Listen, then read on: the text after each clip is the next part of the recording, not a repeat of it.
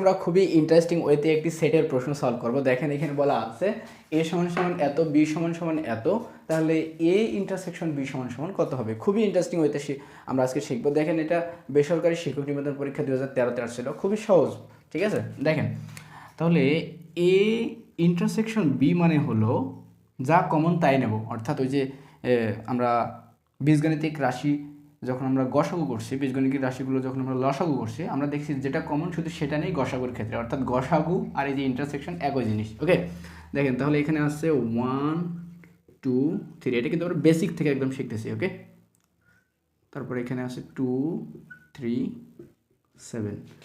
তাহলে দেখেন তো কমন কোনটা কোনটা, দুইটার ক্ষেত্রে 2 কমন, দুইটার ক্ষেত্রে 3 কমন, অর্থাৎ এর অ্যান্সার আছে 2,3, অর্থাৎ এই সেটের উপাদান হচ্ছে 2 এবং 3। কত সহজ, কত কম সময়ে কিন্তু আমরা অ্যান্সার করে ফেললাম, তাই না? তাহলে আমাদের সিস্টেমটা কি, গসাগু সিস্টেম। ভালো থাকবেন। পেজটিতে নতুন হলে অবশ্যই লাইক, ফলো এবং শেয়ার করে সাথে থাকবেন। আসসালামু আলাইকুম।